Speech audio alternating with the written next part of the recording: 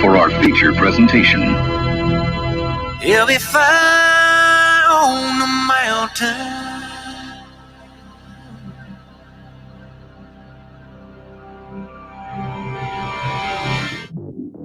JB and Darren on the JB and Goldwater Show. Line drive right field, base hit. South Carolina wins the College World Series. Watson, touchdown. Hunter Renfrow. He got him, and it's all over. Coastal Carolina rules the roost. They win the championship. And South Carolina has won the national championship.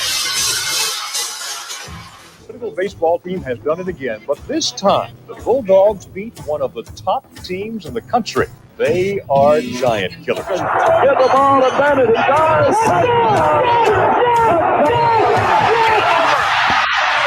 Gamecocks are in the Final Four.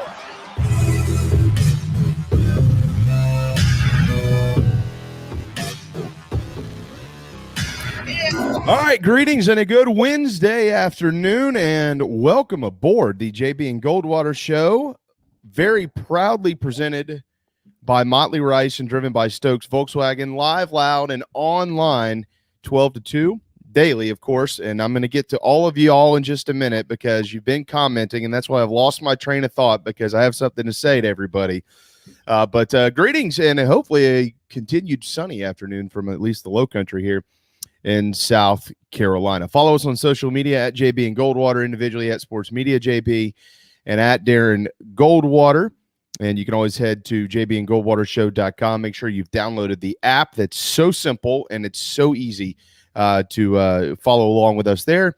And on Friday nights, follow along with your favorite high school football team. We've got the scoreboard up on the app, and it certainly, of course, is high school football season. Coming up, JC Shurburtt with a full hour today. He's got his thoughts on Georgia, the Kentucky matchup coming up this weekend for Carolina around the SEC. It is a huge recruiting weekend for Gamecock football, and we're going to get into all that as well. The 2022 SEC schedule is out. We'll highlight some of that for South Carolina and others in the league. The Braves, they've got a magic number now, and it's getting close. We'll see if they can hold on and win the East. The college football playoff, there could be, probably won't be a vote today on it, but there is a meeting going on in Dallas, and we'll see if anything comes from that. We've got some high school notes to get to. Certainly, we might touch on some NFL stuff, but of course, it is hump day, and most importantly, Darren, it is the start of fall. The official fall season begins today, September 22nd. If you'd like to comment in the Share Healthcare chat room or on the Share Healthcare chat lines, please do so. Share Healthcare, providing you more affordable options, user-friendly, medical freedom. ShareHealthcare.com. If you don't believe me, just go to the website. Give them a call. It's a free call. It's an easy call. Just ask them about it. Compare and contrast what you're doing with your health insurance to what Share Healthcare can do for you and your family as low as $149 a month. Wow. ShareHealthcare.com. Before we go any further, though, good afternoon to my friend Darren Goldwater. It's always good when fall's here. I mean, you've seen the temperatures, right? The forecast for the next couple of days and Friday night and the night games on Saturday. I don't belong living down here. I've said this many times. I hate the extreme heat. I don't like it. I don't mind being cold at all. I love the fall. That's perfect. It's always perfect. So it's about time we've got that back just in time for the meat of football season. Totally agree. I'm born and raised here, and I'll always love it. I just wish that we could get to about Labor Day and see it start to trickle off.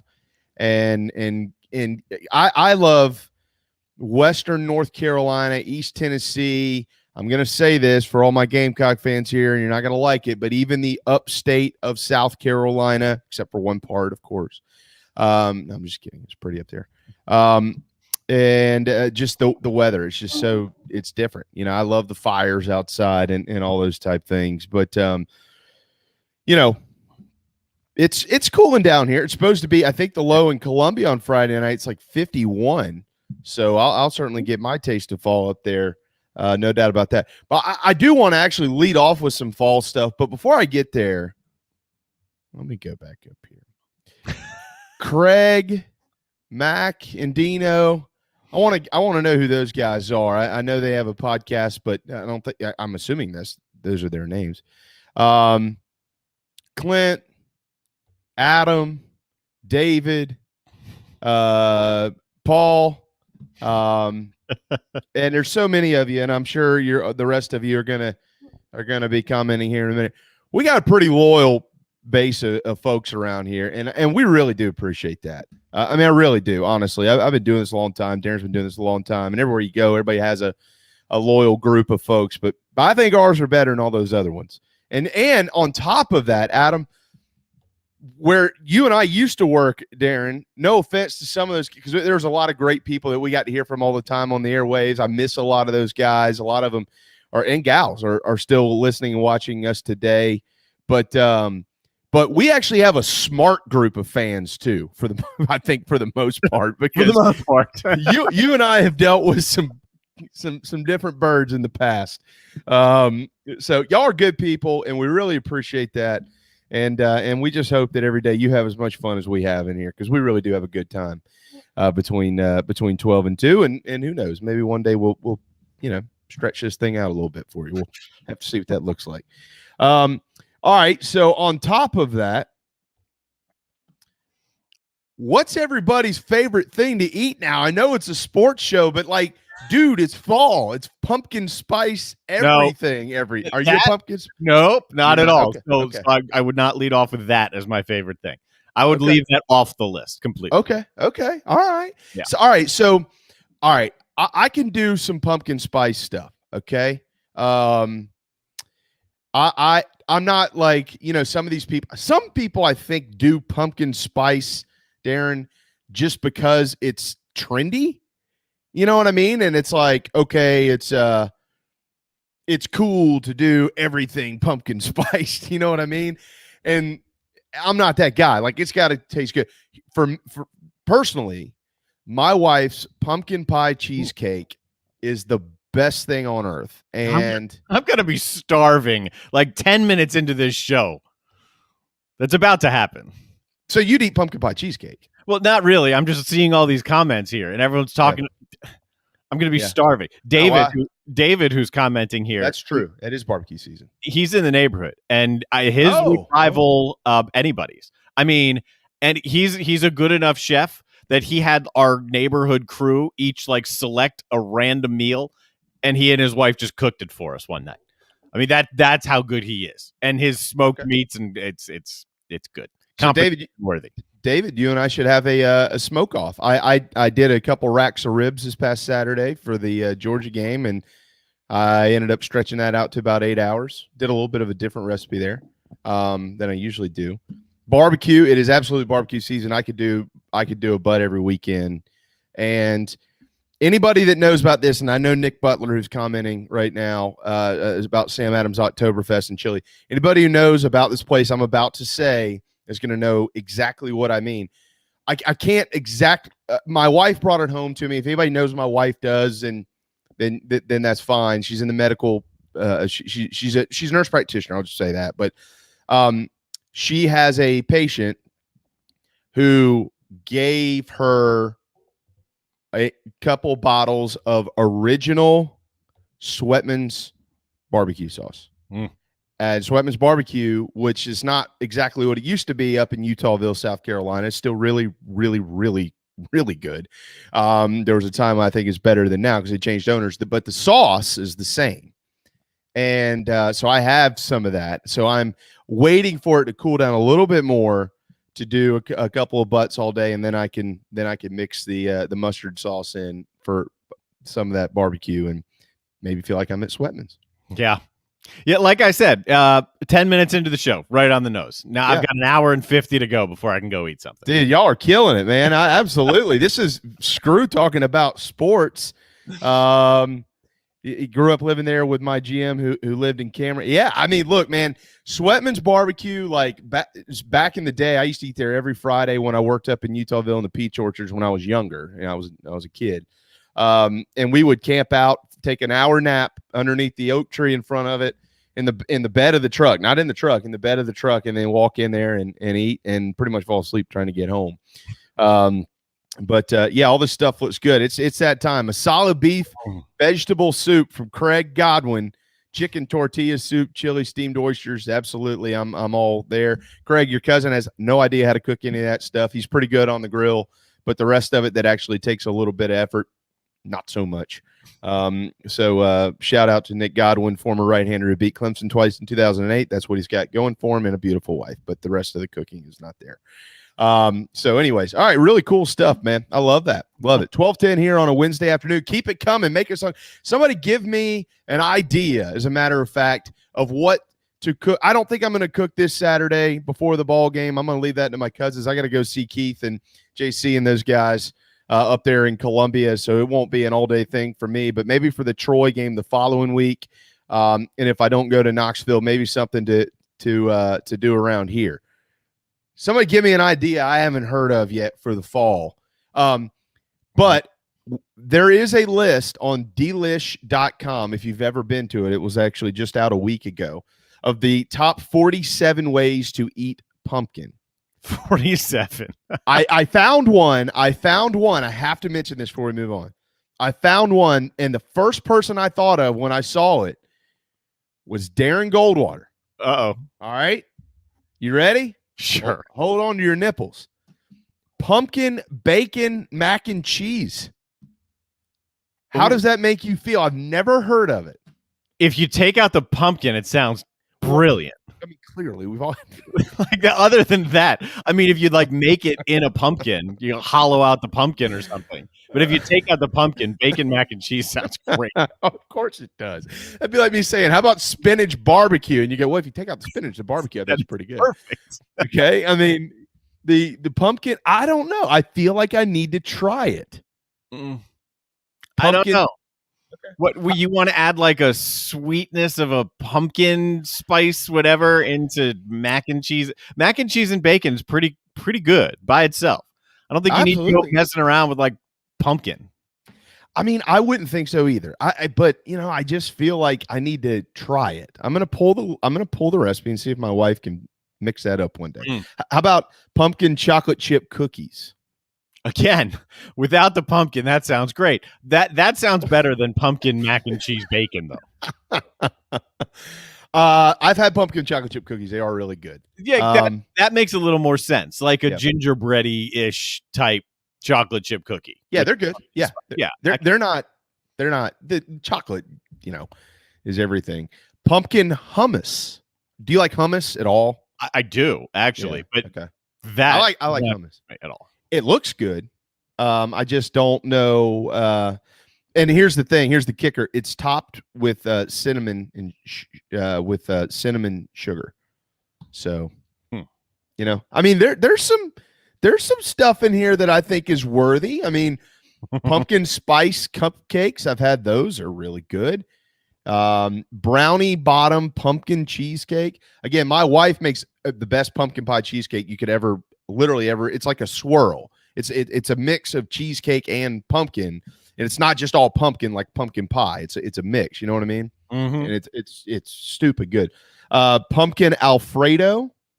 I do like Alfredo, but that sounds too sweet for me. Yeah. Alfredo doesn't need to be.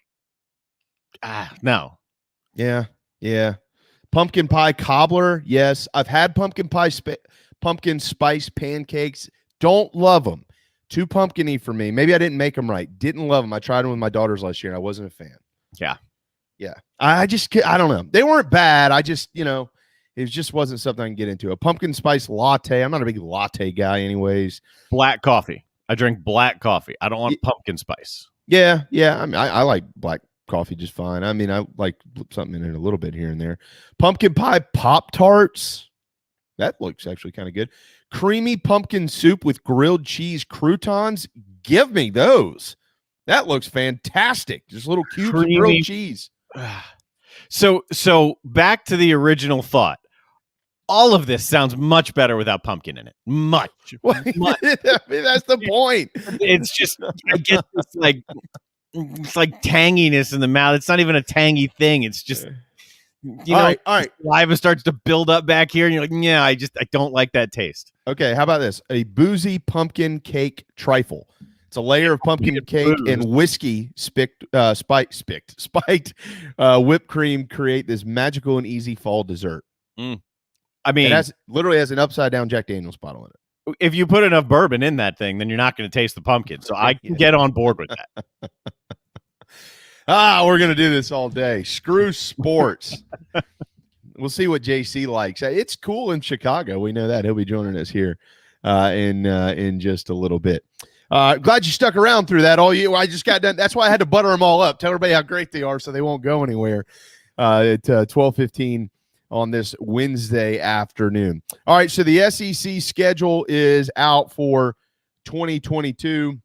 What were my takeaways? Not much. It's a year away. I'm a little bit more concerned about what's going to happen this coming weekend. But I think for South Carolina, I mean, what really caught my attention, if you go back, and a lot of you will remember this, in the when they first got into the league in '92, the trend back then, a lot the way that it generally scheduled for the Gamecocks was because their cross-division rival at that point in time was Arkansas, because Arkansas entered the same year, was to play Arkansas and Georgia early in the year. And guess what? In 2022, that's exactly what's going to happen. Next year, the Gamecocks will travel to see the Razorbacks there in week 2, right after they play Georgia State and Sean Elliott. And then they've got Georgia at home and then Charlotte at home. So 4 of the first 5 games are at home. South Carolina State will cap that off on October the 1st. And then what caught my attention, obviously, is 3 of the final 4 ball games of the season are away from Williams-Brice Stadium, Vandy, Florida, and Clemson. And that Florida Crush, or the Orange Crush, which is what we used to call it in November, is back on the schedule for Gamecock football, except that used to be more like Tennessee, Florida, non-con, easy week, Clemson. Next year it finishes with Florida, Tennessee, Clemson. So it's going to be a little bit more difficult to cap it off. But, I don't know. I can't really be too concerned about it at this point in time because it's Wednesday, September 22nd of 2021. Yes. But at the same time, it's good to have the schedule because, as we all know, most importantly, for those that do schedule fall weddings, now you can put those on the books. The rest of you that have a brain in your heads and don't schedule fall weddings don't have to worry about it anyways. Yeah.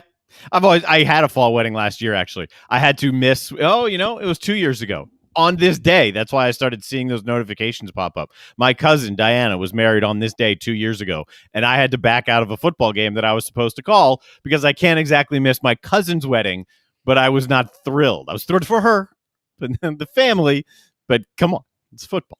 Yeah, I mean, I got married in the dead heat of August here in the Low Country because my family was like, don't be stupid because we won't be there.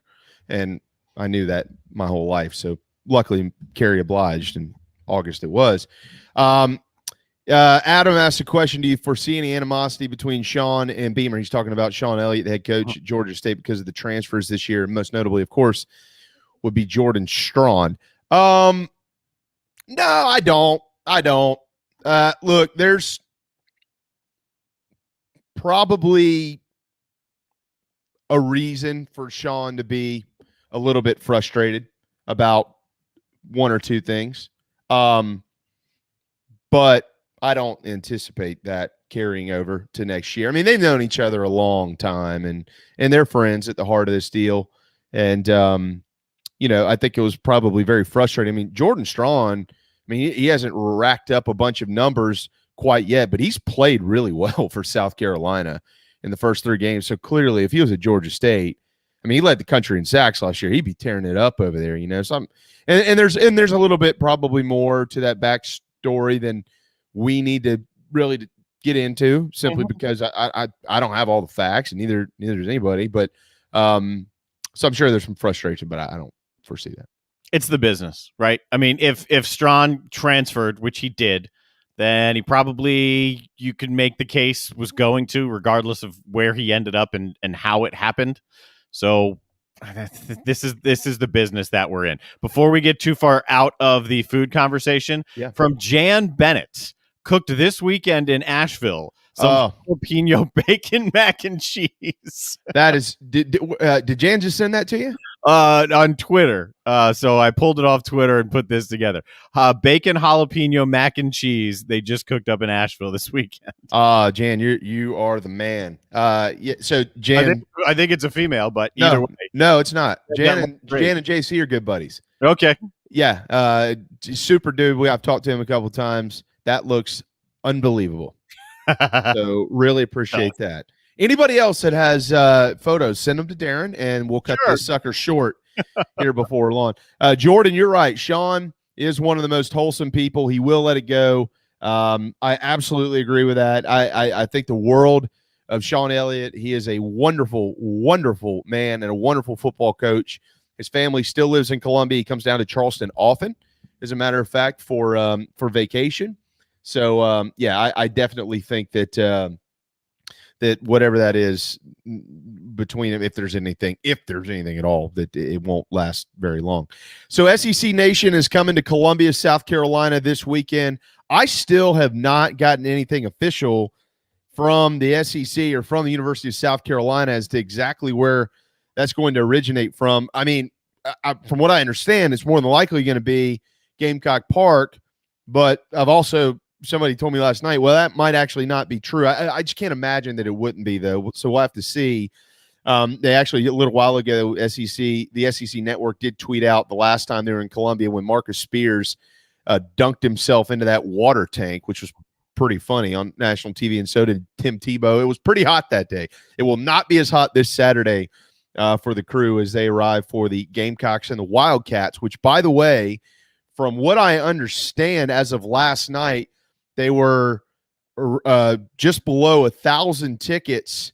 There was just below 1,000 tickets available for the ball game.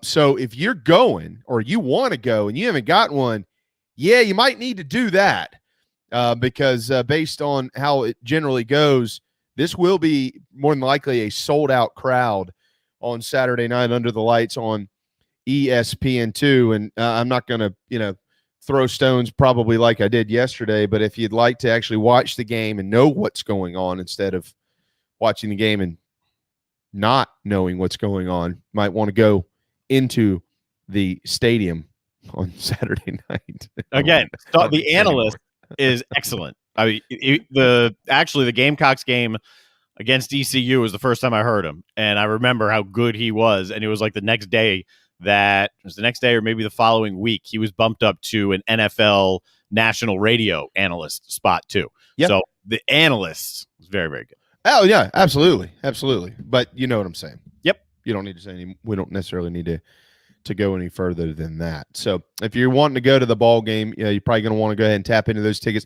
Paul Feinbaum, by the way, will also be live. Again, I'm kind of assuming here it's going to be just outside of Williams-Brice Stadium, but I'm awaiting an official email from the school as to where this is going to be. But he'll be up there on Friday. So if you're going to be there, then and you want to go over and check out Paul Feinbaum, he might be right there in Gamecock Park. But as soon as we get that information, we will certainly pass it along to all of you for those that want to go kind of check out the SEC Network's coverage of this weekend's ball game. Yeah, Mike Morgan for play-by-play. If you're talking about TV, it'd be a best case scenario for a lot of programs out there, but that's not the way it works. Certainly in the television market, as Darren can attest to. Marcus Satterfield is meeting with the media right now, and so we're going to keep our eyes on this. Marcus Satterfield certainly has been questioned over the last couple of weeks about play calling. Saw Shane Beamer frustrated in the broadcast on Saturday night. And a lot of that, it seemed like, was a frustration based on communication. So whether that was coming down from the top or something's going on the field or whatever it was, I'm sure he's going to be asked about some of the specifics that have been talked about. One of the things that's been talked about, Darren, too, is there have been some clips, and Shane even mentioned it yesterday because he knows a lot of people have seen it. And we're not all football brains, that's for sure. But there's a lot of people that also understand when two of your offensive linemen are run blocking and the other three are pass blocking on the same play. It's a little bit of an issue. So we'll see what Sad has to say about this. But he did just a few minutes ago say that Luke Doty has looked good in practice. He's not 100%, but he's certainly getting his confidence back. Zeb Nolan did throw today as well. But Shane Beamer, of course, said yesterday that Luke Doty was expected to be the starting quarterback this week. So that's what we're going to go on. And more than likely, that's what we'll see. Paraphrasing, one of the first things that Satterfield has said today is essentially communication issues, like we've been hearing, and it's a byproduct of it being week 3 and being early in the season, and they're working to not have that happen again. Yeah, that was one of his early comments here. Yeah. And that's, again, we talked about a lot of this on Monday, and JC's coming up, so I'm not going to get too far into the weeds on it now, but that was my takeaway. I don't, if you get your rear end kicked just because you're just not as good, that's football. It's going to happen. And, there was a great chance that was going to happen against Georgia on Saturday night. But communication problems in week 1, new staff probably should be expected. Mm-hmm. In week 2, they should be lessened, but still probably should be expected. In week 3, you're probably going to get 1 or 2 here and there. And especially against a team as good as Georgia, but they were so widespread, and it just felt like the problem hasn't really been corrected. And again, we've heard for months that this was the strength of the team, and maybe it is from an experience standpoint and what they're capable of doing. I mean, all these guys played last year; we saw what they did, mm-hmm. but obviously the first 12 quarters have been difficult. So they got to get that figured out. And Kentucky's not going to make it easy on them. Kentucky's a really good football team.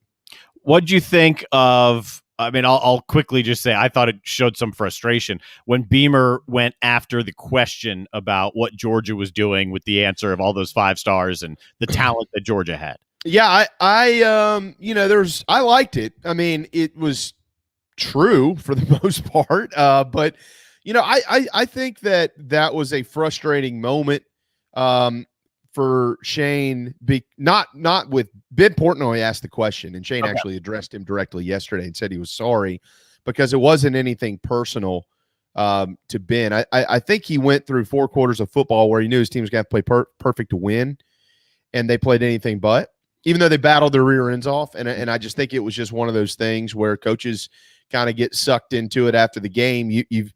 If anybody's noticed Coach Beamer, he does this every day, and he's done it his whole career, but you see it now on the sidelines. He's always taking notes. I played for a guy like this, and the guy that I played for, when you screwed up and you looked over and he was writing something down, God, you knew the next practice was going to be hard because you knew he was specifically writing something about you, and it was going to get addressed in front of everybody and the whole 9 yards. So he took a whole notebook full of information with him into that press conference and had a boil over moment. And in 9 months or more than that, I guess now 10 months, basically, we haven't seen that out of Coach Beamer. We've seen some oomph, if you want to call it that, from time to time, but we haven't seen that. And every coach has that. Dabo's done it 1,000 times. Saban, Kirby, Mark Stoops, who's coming into town this weekend, Will Muschamp, Steve Spur, everybody's done it. We had never seen it out of Shane. So I thought it's probably seemed a little bit out of character for a guy like Shane Beamer, but at the same time, I'm glad he's got it in his arsenal because, that was a moment that said, I'm going to defend my team, but I'm also very frustrated. And I think that's a very fair line to walk on. Fair. I like that. I mean, because I thought it was out of character as well, but I like the viewpoint of that. Out of character, but hey, it's in the arsenal. Because he was frustrated. Yeah. That was not the typical response that he has given for however many months. No. And but again, it's, and you might see that again. And you know what?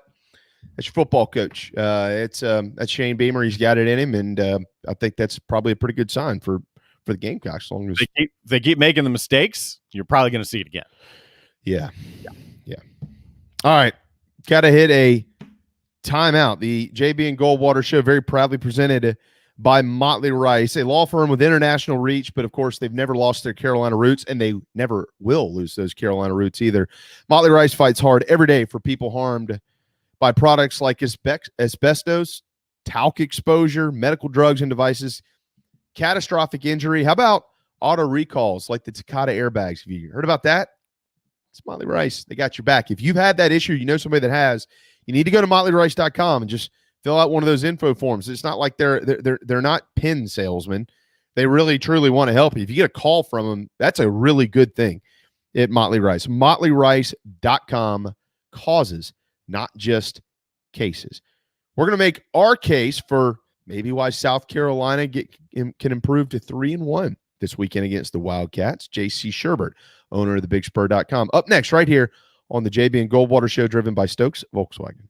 This is Mike Mazzell for Stokes Volkswagen on Ashley Phosphate Road. You know what happens when you sell record numbers of new vehicles? That's right, we take in record numbers of local trades. Despite what the news is saying, quality pre-owned vehicles really aren't that hard to find. You just need to know where to look. Stokes Volkswagen on Ashley Phosphate and on the web at stokesvw.com. We've got over 1,200 pre-owned cars, trucks, SUVs, and all at a fraction of the price when new. Every vehicle has been inspected and reconditioned, many with the balance of factory warranty. Best of all, at Stokes Volkswagen, you don't need perfect credit to get approved for a quality pre-owned vehicle, and we'll take any trade in any condition, even if you owe thousands more than it's worth. Don't forget, we'll buy your car even if you don't buy a car from us. You're going to love our pre-owned selection, I guarantee it. So come see us today at Stokes Volkswagen on Ashley Phosphate or stokesvw.com. Peace and love at Stokes VW.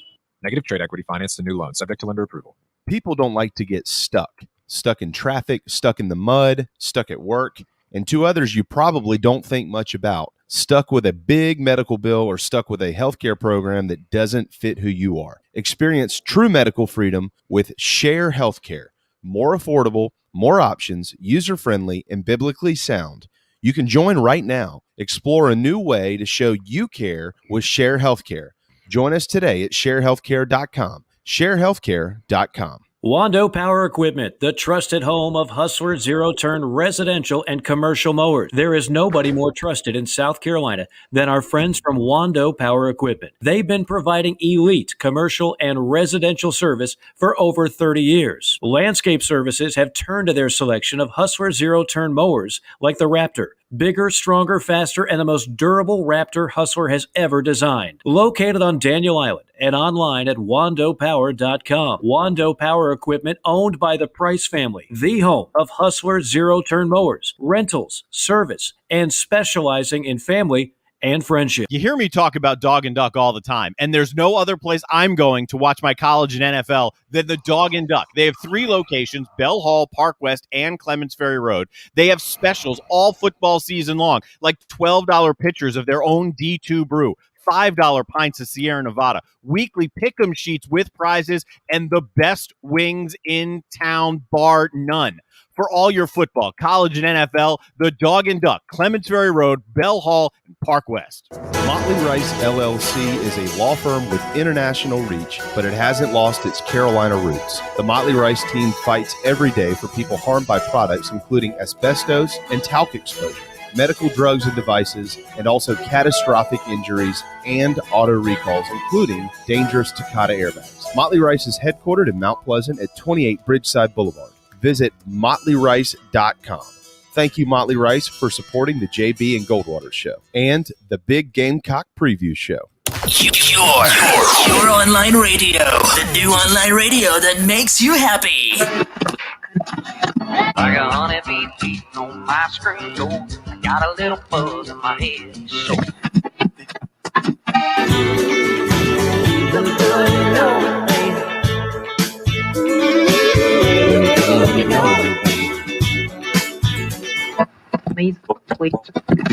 cause we come from a long line of sinners like me. La-di-da, la-di-da, la-di-da.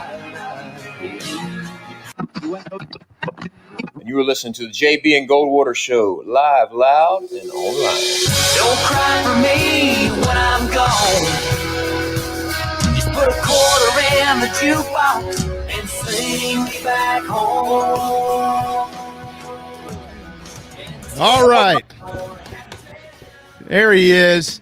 the handsomest gentleman in green in the wonderful state of Illinois, city of Chicago, wherever the hell he is. We know that fall weather has approached up there. Certainly, he's enjoying his pumpkin something. JC Shurburtt, owner of the Big Spur.com, who will be in Columbia this weekend. And I only have one request. One. That's it. Can you honor one request for me? Depends on what it is. We crank up the Chief and sing. And lift our hats and raise our glasses. Yes, that's it. Cold that's beer. it. I don't care about anything else. You don't need to sign autographs. I don't need anything for free. I don't want all that crap. We just crank up the Chief and have at it. Yeah, that's definitely no problem. But yeah, looking forward to doing that. First time I've been to the stadium since 2018.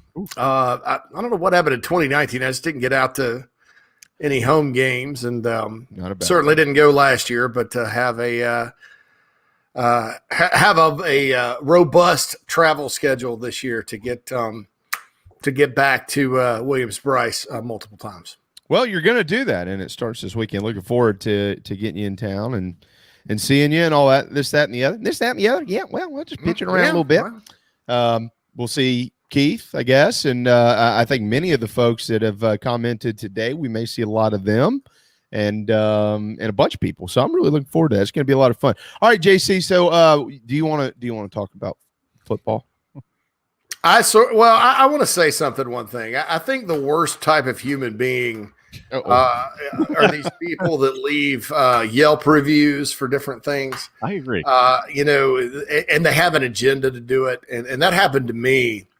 With the podcast that I do Inside the Gamecocks, you go look at the reviews on Apple Podcast, and they're, it's mostly 5-star reviews. People say nice things. There's some constructive criticism, which I can certainly take. But I think it's a female actually that wrote this. In fact, I'd be shocked if it wasn't. Gamecock musician. Okay. 1 star. On September 18th, which was the day of the Georgia game. Oh boy. Tried to listen for weeks despite the rambling, the lack of content planning. What should I talk about next? I'll try this. And the overt tendency to apologize for multiple aspects of the program, even after Beamer was hired. The last straw was his take that Clemson would soundly beat UGA. I'm done. Don't waste your time. All right, so a couple of things on this. Number one, look, I'll be honest, I do ramble. And I kind of have an outline that I use for it, but I kind of like to just kind of go with the flow with the Gamecock podcast. It's not as structured, but people like it. So that's why I do it that way. I don't know what the hell they're talking about. The overt tendency to apologize for multiple aspects of the program, even after Beamer was hired. I mean, apologize for what? I don't understand that at all. I think that's just somebody wanted to use the word overt in a sentence. And then, so I did say, and I'll own it, I said Clemson would soundly beat Georgia. But if we remember correctly, ma'am, that game was on September 4th. Yep. So you're waiting 2 weeks to come in and leave a Yelp review like this? Nah, man. So this lady here, I'll be honest with you. I think there's an agenda there. I think this is someone that maybe prefers another podcast, has another podcast, all that good stuff. Because like I said, I could take constructive criticism. If they got on there and said, kind of like the week I picked Clemson to beat UGA and said, listen, man, I listened to him. He rambles too much for me. He picked, I couldn't believe that he picked, what a dork. I'm fine with that. But to wait 2 weeks to the day of the Clemson Georgia game and come back and this lady probably plays the flute or something like that, probably the clarinet, something like that. To come back 2 weeks later and write this Yelp style review, that's like the guy that, when I was in college, Sammy's Deli was right next to Beezer's, and they had a little rivalry. And if they had Yelp back then, the guy from Beezer's was trashing Sammy's on Yelp, and the guy from Sammy's was trashing Beezer's on Yelp. It's just both of them are good for what they are. If I want a cold sub with hot bread, I'm probably going to Beezer's. If I want a gyro or cheesesteak, I'm going to Sammy's. That's the bottom bottom line. Yeah. And so things like this just make me feel like there are some sad clowns in this world. And I apologize. I apologize to this lady. I'm not apologizing for the football player. I apologize to this lady that her clarinet lessons or flute playing did not go as well as it should have. And I want to apologize to her too for my bad pick. I know your husband probably got you a parlay card, and you probably picked 2 or 3 right. Yep. And you lost the Clemson game. That cost you $10. I'm sorry. I'll send you a couple of reeds in the mail for your clarinet so you can practice some more. But I just things like this are just unbelievable to me. So I just wanted to give her a shout out today for the 2-week delay on the 1-star rating. And the not so constructive criticism for the Inside the Gamecocks podcast. Well, it was me that did that. Jamie. Oh, you're killing me. I have a girl name. That's what they tell me. Yeah. So, sorry.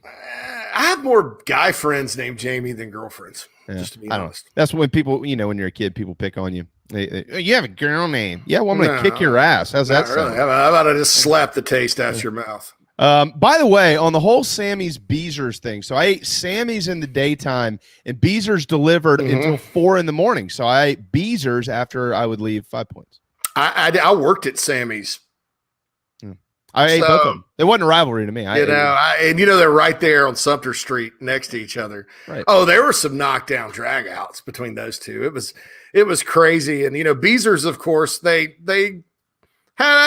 copied Jimmy John's a little when they opened, and one side turned the other one in and called Jimmy John's, and it was just like, man, this is it got crazy after a while, but they wanted to call it Beezer John's, and they just stuck with Beezer John. Dude, they named their sandwich the Godfather, just like Jimmy John's. The checkered floor. I don't know what the thought process was. Like, oh, we're just going to go down to this little town in South Carolina. Never mind, Columbia has what?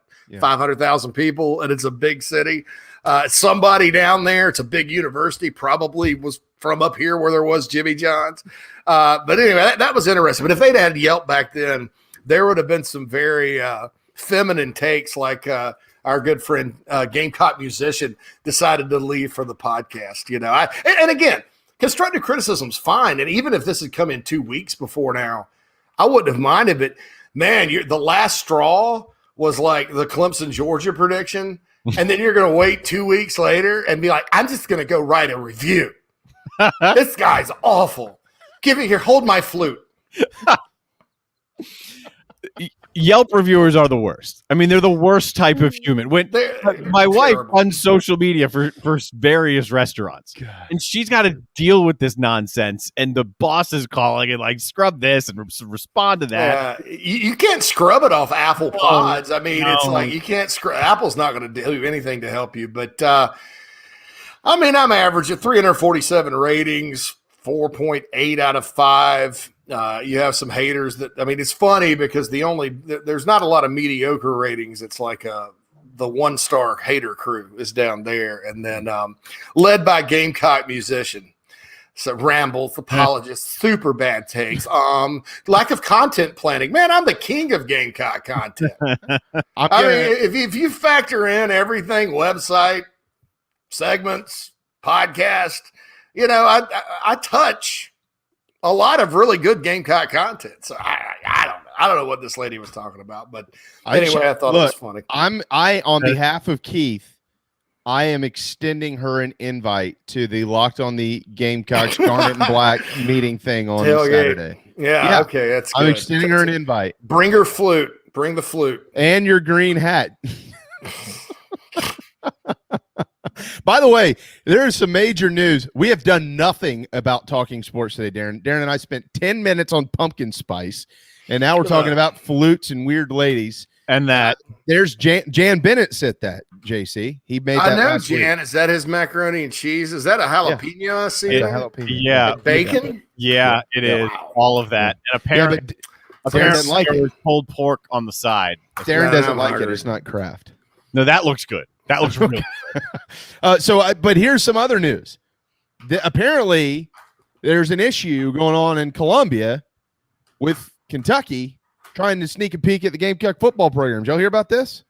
No. 8 minutes ago, tweeted out from Colonel Zebuliah Noland. Dearest mother, a scout from the Kentucky ranks, nicknamed the Wildcat Brigade, was captured in Columbia last night. He was barefoot and wore not, but tatted overalls and a straw hat.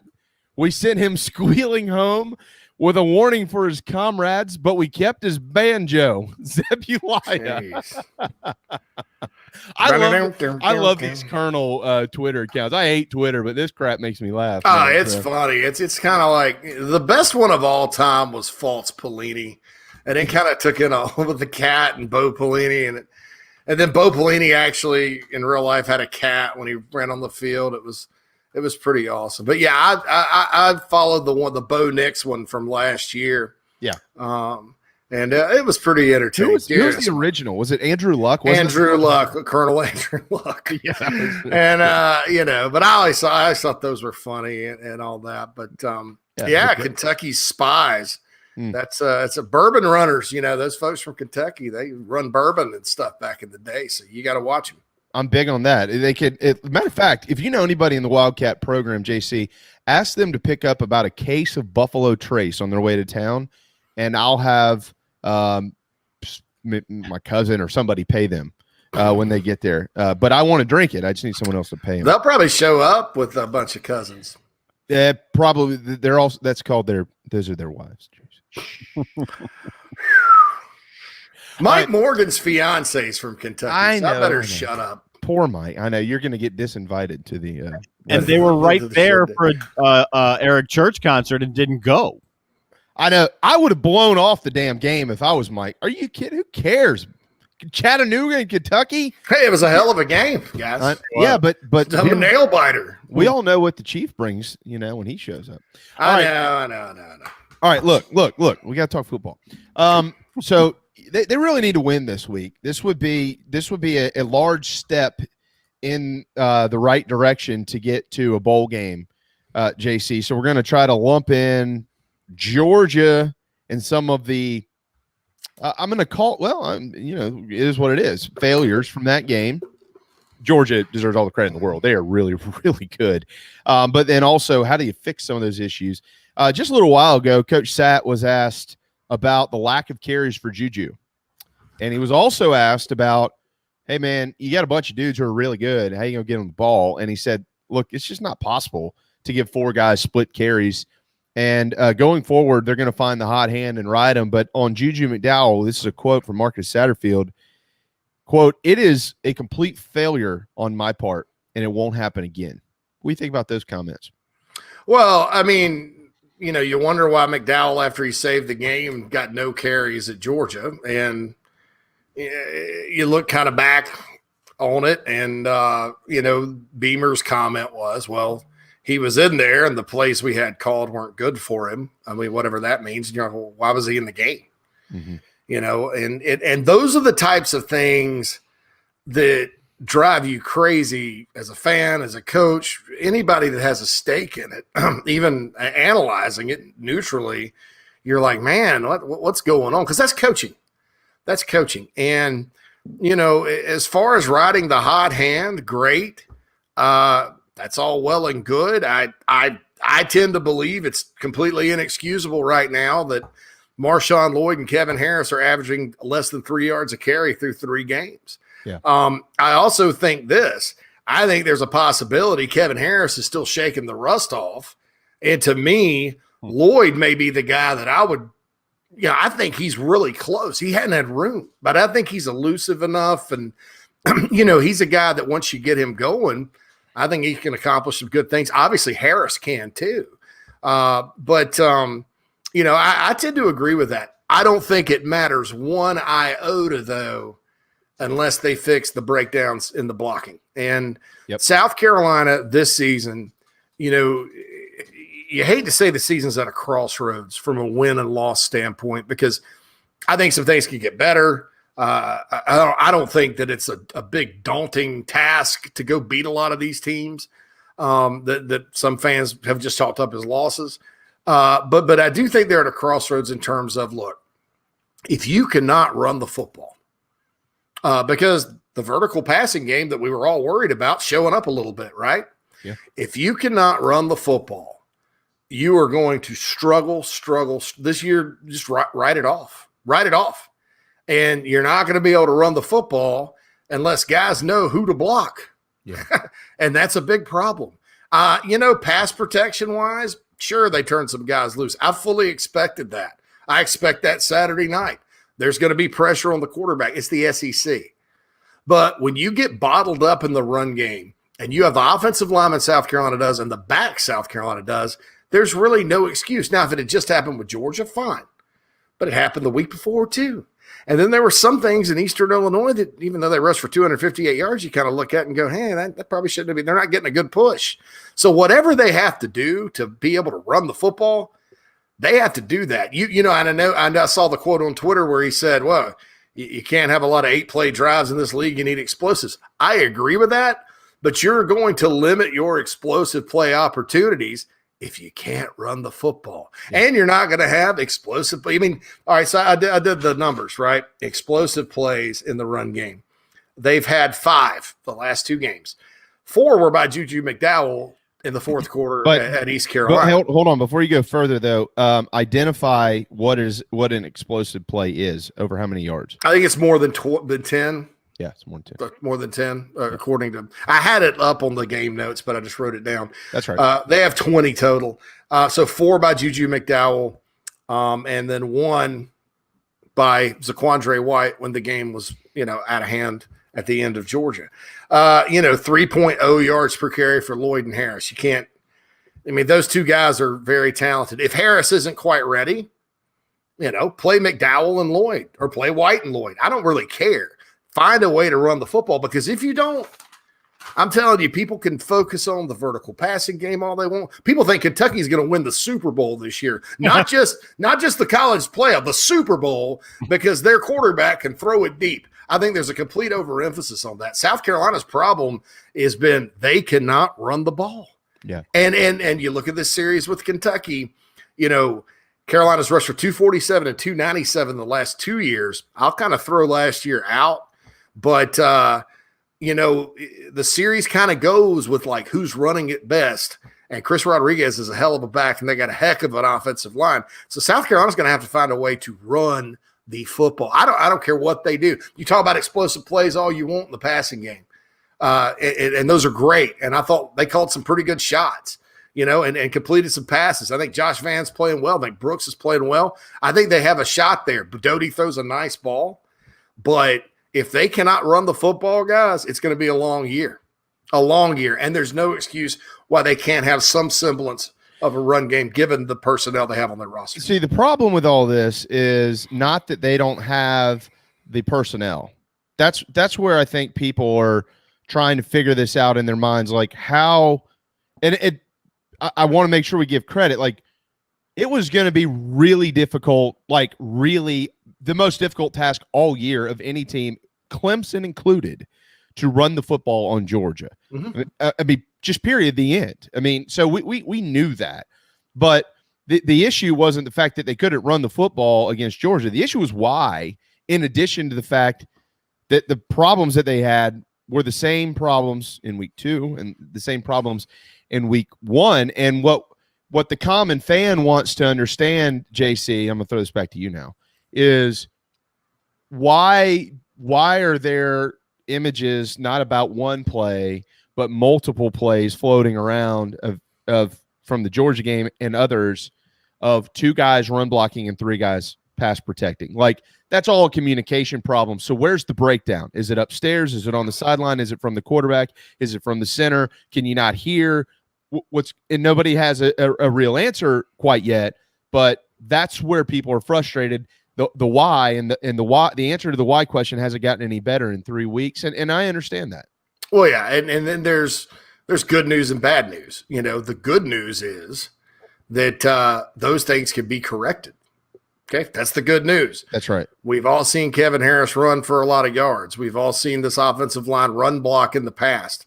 We all know from watching Marshawn Lloyd and Juju McDowell that those guys can house it. And we know that Zaquandre White is a good all-around back and a good all-around player that plays hard, and he can get things done. We know Luke Doty can get things done with his legs. So we know all this about the individual players. It's not talent. I saw somebody today go, "Oh, I'm glad they're getting some offensive line in for recruiting." And I'm like, man, number one, that's not going to help you right away. Number two, I just don't, is the talent there like great at tackle? I mean, does South Carolina have great tackles? I wouldn't say that. I'd say they're probably average, maybe a little above on certain days at offensive tackle as it relates to blocking the players you got to block in the SEC. But it's not like they're just getting bulled and run over and physically dominated. There were some plays when Georgia did that. But like you said, when you've got the confusion and half the line doesn't know what to do and it's out there, that's coaching, and that's not just, I read something else. Satterfield's play calling is unimaginative and bland. Well, and I'm like, true. And I'm like, we don't, and we really don't even know. Mm-hmm. We really don't know because if you can't get it off, can't get the play off, and guys are blocking here and there and yonder, how do you even know? And I kind of thought some of the actual plays they dialed up were fine. I liked some of the things they did, but they have to fix that right away. And I'm not going to blame Greg Atkins or Marcus Satterfield or the players or the quarterbacks. I'm blaming all of the above, and including, the coaches. The head coach, Shane Beamer. They all have to get on the right page and get this running game going, or it's going to be a long year. If they don't, fine. I'm not going to quit covering the team or talking about them or anything like that. But I'm telling anybody that'll listen, if they don't fix the run game, this offense is dead on arrival. And when you can't score, you can't move the ball, even if you're really good on defense, it's hard to win, every game 10-7 or something like that. So, and we'll hit a timeout here and we'll continue this conversation. Shane obviously has stepped up and said that. He said sure. It's on all of us. I mean, and by the way, guys, that doesn't mean it doesn't mean that anybody deserves to be fired. It means no. But the big thing though, here this is where, like, and here's the coaches understand what I'm about to say too. Obviously, there's crystal clear. They understand this. I understand why fans are ticked because there's really, truly no other reason for the run game to be bad. JC, you return the leading rusher from the SEC. You return one of the top tailbacks in the country that you didn't get to see last year, Marshawn Lloyd. We've seen the flashes from Juju, which obviously he showed up in fall practice. And Zaquandre White was the number one junior college running back in the country. So it's not a talent thing. It's not they're just kind of – no. The players are good. They're good players. This running back room is as deep as it's been in a long, long, long time, and that can only point to one area, which is how are they being coached and what is not happening, what is happening that needs to be fixed. So let's stop that there. Let's hit a quick timeout, bottle all that stuff up in that green shirt, and when we return, we'll continue this conversation. We will talk about an amazing recruiting weekend on deck for Carolina football. There are a lot of players that are going to be here, and if you want to run the football, this might be a good time to start showcasing that with the type of talent that's going to be sitting in the south end zone. So hang tight, the JB and Goldwater Show, very proudly presented by our friends over at Motley Rice. We'll be right back. Right here in our backyard is Motley Rice LLC, a law firm that hasn't lost its Carolina roots. The Motley Rice team fights every day for South Carolinians who were injured while traveling by plane or bus, harmed by medical drugs and devices, or burdened by dangerous auto recalls, including Takata airbags. Motley Rice is headquartered in Mount Pleasant at 28 Bridgeside Boulevard. We are honored to have Motley Rice as a sponsor for the JB and Goldwater Show and the Big Gamecock Preview Show. At Patriots Point Naval and Maritime Museum, families walk in the footsteps of our nation's heroes, the brave ones who risked their lives to defend our way of life. Home to the aircraft carrier USS Yorktown, USS Laffey, and the USS Clamagore, there's more than 1 million square feet of exhibit space to roam. White Glove certified, we have several new health safety measures in place to enhance the visitor experience. Come for the day and leave feeling inspired. One of the most impressive museums in the country, located right here in Mount Pleasant. Visit patriotspoint.org for more. We'll see you soon. People don't like to get stuck in traffic, stuck in the mud, stuck at work, and two others you probably don't think much about, stuck with a big medical bill or stuck with a healthcare program that doesn't fit who you are. Experience true medical freedom with Share Healthcare. More affordable, more options, user-friendly, and biblically sound. You can join right now. Explore a new way to show you care with Share Healthcare. Join us today at sharehealthcare.com. sharehealthcare.com.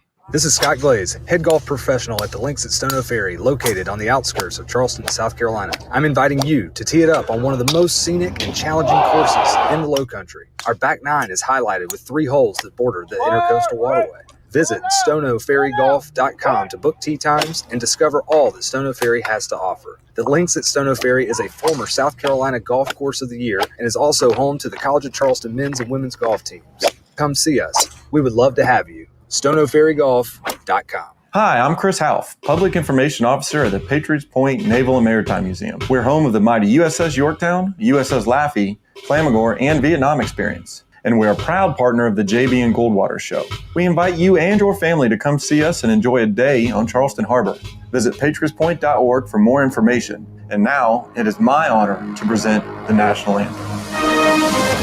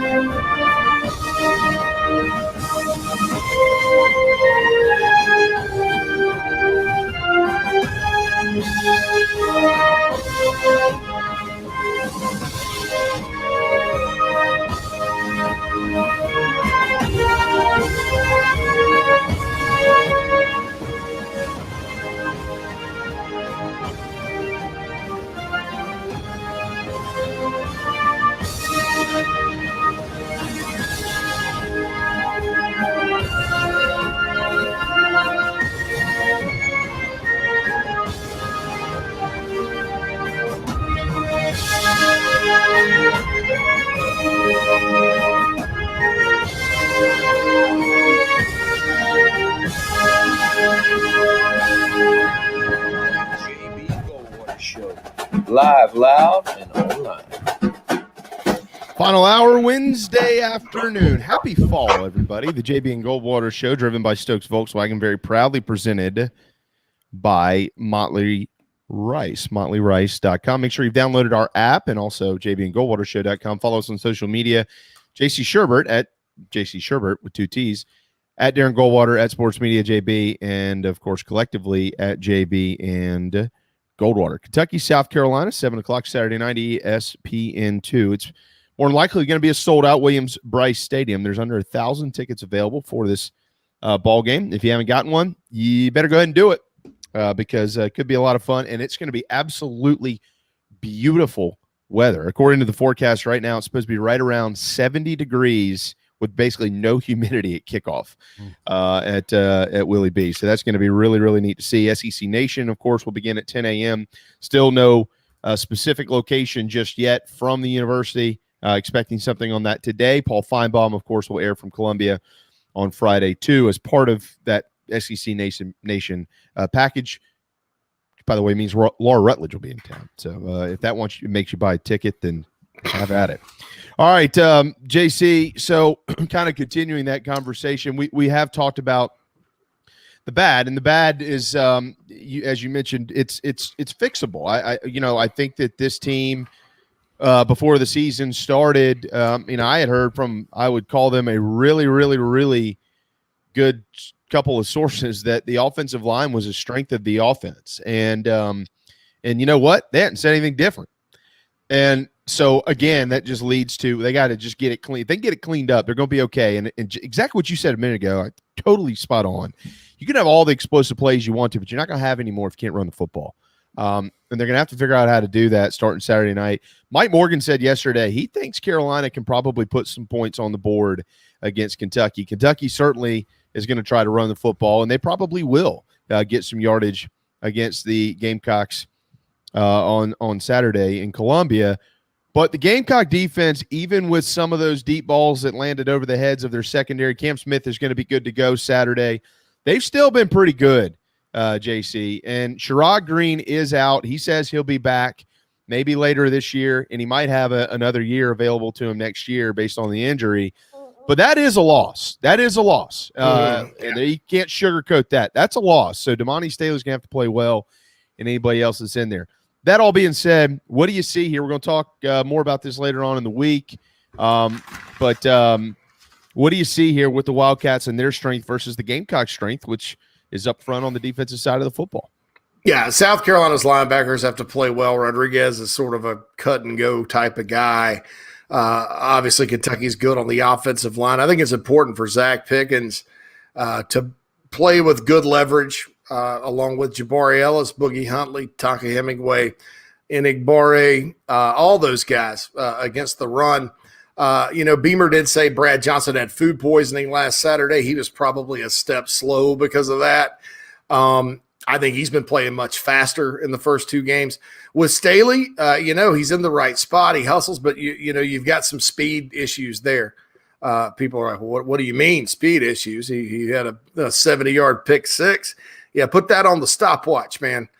Next to Perry Orth's quarterback keeper at Texas A&M a couple of years ago, where I looked down at my beer. I was at a bar in Greenville, looked down and drank 2 sips of my beer, texted somebody, returned a text, looked up, and he was still running. Next to that was one of the most slow developing touchdown plays I've ever seen. Now, Perry's wasn't a touchdown, but it was a long, slow run. And Perry's probably faster than Damani, but in a straight line. But Damani's good laterally. He's a senior. He knows where to be. I thought Mo Kaba flashed athletically against Georgia. I know he kind of plays a different position, but they're kind of interchangeable. Debo Williams is available. You still have maybe we'll have a Rosendo Lewis sighting. I don't know, but stop there real quick. Talk about him. He's a big physical guy, JC. He's 6'2", 240 pounds. We knew what he's been compared, I'm saying, from a physical standpoint, to Jasper Brinkley since he's been on campus. This type of game might actually suit him a little bit. Yeah, and he's a lot like, the hope is he ends up like Josh Vann. All of a sudden we see why Josh Vann was a Army All-American, and and that Clint just pointed out Darrell Ware too from Fort Dorchester, down where you guys are at. Looks solid. Just put on scholarship. This week. I know they really like him, but Rosendo just hadn't been healthy. And then I think that sometimes when you miss that much time, it is hard to get back. You almost need a year where you don't get hurt to practice and develop. To where you can come in and do it. But they said in the fall he had done some good things. He got some playing time against EIU. Maybe so. I don't know that we should all be like in a hurry to replace Damani Staley. I just know that Sherrod, when you go from Green to Staley, you're giving up some speed, and speed is obviously very important. But Damani, just like Jalen Foster is in the right place at the right time, and he's showing everybody kind of, if you do that, this is how you could be successful. Damani's the same type of player. So, we'll see what happens. I'll be curious, not that Damani's going to start, but who they're going to play in addition to him. Like you mentioned, Lewis, and, we'll see if Mo Kaba slides in there. Is it Debo Williams? The linebackers are going to be pretty fascinating. But, Chris Rodriguez, 10.2 yards per carry against South Carolina the last 2 meetings. Wow. Like I said, don't want to put too much emphasis on last year's. Right there. You guys that talk about Darrell Ware played just about the whole game against Kentucky last year as a true freshman walk-on. That's how bad things were. Gilbert Edmond played a lot of linebacker in Lexington last year. I mean, it was basically a scout team type of defense at Gamecocks. But Rodriguez went for 206 yards on 27 carries against Missouri earlier this year. He's 5'11", 224 pounds. He's a Georgia kid from McDonough, Georgia, who's probably not too happy he had to go all the way north to Kentucky to play college football, because a lot of teams, including the Gamecocks, overlooked him, so he's got a chip on his shoulder. Levis, I've been calling him Levi's, but he's Levis. Will Levis. He's a guy, big arm, but if you pressure him, he's going to turn the ball over. And that's good for South Carolina. 4 interceptions. He's been sacked 6 times. Chattanooga really played them. What Lorenzo Ward had a great plan for them, holding Rodriguez, I think, to 46 yards rushing.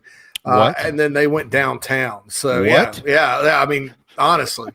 I know. Whammy, we all remember that defense, when they lost all their great players. But, so South, that's going to be important. And I think if you put pressure on Levis, that's going to take pressure off of your secondary. JT Daniels had a lot of time to throw the other night. And 23-yard touchdown run, 43-yard touchdown pass, 38-yard touchdown pass. If that happens early Saturday night, just wave them by, send them back to Lexington with a W, because it's going to be a long night. So big play limitation, both in the run game and the passing game, is going to be very, very important. That's what Kentucky wants to do this year. I think they still want to run the ball, but the reason they have a new offensive coordinator and Levis has the job, and they got Wandale Robinson back from Nebraska. He was an in-state kid from Kentucky that went to Nebraska for whatever reason, then came back, is so they could have that vertical threat and make explosive plays down the field. They're still going to run it, but that's the difference. When you had Terry Wilson or Steven Johnson, they take their shots under Eddie Graham, but they were we're going to spin a cocoon around you and smother you to death type of offense. This one's a little more big play, both running and passing. So if you can limit that, if you're the Gamecocks defense, I think you can get some turnovers. Kentucky's turned it over quite a bit this year for 3 games, and considering the competition they've played. So I think that's important as well, because the more pressure you get, the more they can turn it over, the more you're stuffing the run, the more they're going to throw, the more there's a chance for a turnover, that type of thing. So, limit the big plays would be my biggest key for the Gamecock defense Saturday night. It's Power Hour on the JB and Goldwater show. Powered by Wando Power Equipment, wandopower.com. Rent a stump grinder, a mini skid steer, and attachments. Commercial zero-turn mowers, trenchers, side cutters, everything. Aerators, all there at Wando Power Equipment. And folks come literally from everywhere to do so because they have the best prices, they have the best service, and you can rent it. That means that you can give it back. Isn't that awesome? Wando Power Equipment over on Daniel Island. So, JC, let's mosey this conversation into one that people don't want to have around here. How far ahead, because they are ahead based on head-to-head matchups, are the Wildcats in the SEC East pecking order than South Carolina? Where is South Carolina now in the SEC East pecking order based on recent history and just the start of this year?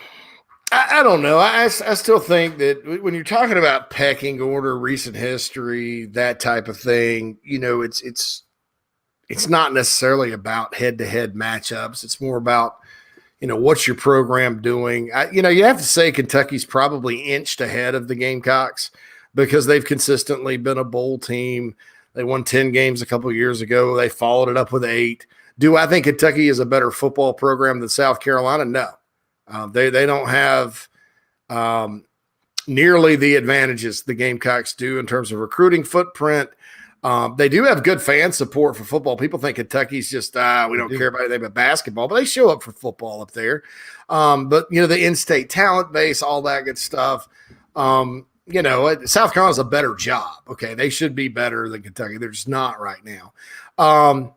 Do I think they're far ahead? No. I think that, when you look at Kentucky, Missouri, South Carolina, Tennessee, shake them up in a box and pull one out right now. There's not a lot of separation there, regardless when you're talking about the big picture of, where is this program at? Where's that program at? Now, I'd be dumb if I sat here and said, the Gamecocks are right now, they're far ahead of Kentucky in the pecking order. No, that's not true. Kentucky is ahead. I just don't know that it's like there's this big gap between Kentucky as to South Carolina, as to Tennessee, as to Missouri. I think South Carolina's fallen behind in 2017. If you remember, it looked like the Gamecocks, after they lost stupidly to Kentucky the third game, the Gamecocks were going to look like they were going to be that team. Different times, Missouri's looked like it, Kentucky's like it, Tennessee. And the team that's going to emerge from that pack, I think, really has a shot. And it should be the Gamecocks, quite frankly. I mean, Tennessee's had, 100,000 coaches in 7 years. They lost, 1 million players to the portal. They got the guy that was really good at running up the score at Missouri against bad teams, but couldn't score against good teams as their head coach. I don't know, I like Eli Drinkwitz and what Missouri's doing, but they're still Missouri. And I like what Kentucky and Mark Stoops doing, but they're still Kentucky. I mean, there's not this Kentucky team to me right now is not close to the 10-win team they had on defense a couple of years ago. It's a better offense than it's been, and I know that gets everybody really excited. Oh, my God, because they think we're playing Tecmo Bowl out there, and they love 7-on-7 and Tecmo Bowl, and, oh, man, give me a good 63-60 game. All right, so nobody's going to tackle anybody. I thought that's what everybody liked about football. So they're not as good on defense. I mean, that's obvious when you look at, a terrible Louisiana Monroe team was able to move it somewhat. Missouri went up and down the field, passing the ball. And then Chattanooga, boy, Aleem Ford for Florence, South Carolina, ran all over them, really. So this is not the let's run the clock out and make us hard to beat type of Kentucky team. They're not really built the same way. So, again, back to your question about the pecking order, I just, I don't know that a Gamecock win and the Gamecocks having a better season than Kentucky this year. I don't know that the Gamecocks don't pass them right back. I just don't see, other than Stoops has been there for 8 years, I don't see the big separation that some people do. So, yeah, I mean, I agree with you. I think that you separate the SEC East into 3 different categories. One is Georgia and Florida. The other are the 4 you just mentioned. And then the other one is a category with 1 team in it, and that's Vanderbilt until they prove that they shouldn't be in it. They just hadn't obviously been very good. And then that second group has kind of, has gone back and forth over the last few years, but not so much with South Carolina. I'm not even going to pretend like they've gone back and forth. They've been at the bottom of that group because they've won 6 games in 2 years. The last 2 years, you can't argue with that. But before that, I mean, Will Muschamp was 6-0 combined against Missouri and the Vols his first 3 years. So, I mean, there you go there. So, yeah, and it's back and forth. Kentucky couldn't beat Tennessee, but they could beat South Carolina, Missouri could beat Tennessee, but struggle with Kentucky, and South Carolina, so it was, they've kind of all gone back and forth. And to me, I've said this for a long time, and it may not happen Saturday, God forbid, because I don't want to take that plane ride back on Sunday feeling anything but joy in my heart with a hangover. I'll say this: if it doesn't have this is kind of one of those games where this is order of business number 1 for Shane Beamer or whoever would have gotten this job is South Carolina's got to start beating Kentucky, Missouri, and Tennessee again. Mm-hmm. And that's one of the when you talk about how Will Muschamp and that kind of the bottom fell out. That was what was so bad about it was. You lost a North Carolina team for twice. You lost 2 North Carolina teams for the first time since 1999 in 2019. Missouri beats you by 20 points on the road, and after you've beaten them 3 in a row, so does Tennessee. Yep. They did snap the streak with Kentucky, but then you go right back last year and kind of a scrimmage and you lose. So that was one of the things about that tenure that, you start losing openers and things that are not, Gamecock fans aren't used to, those are the first things that need to turn.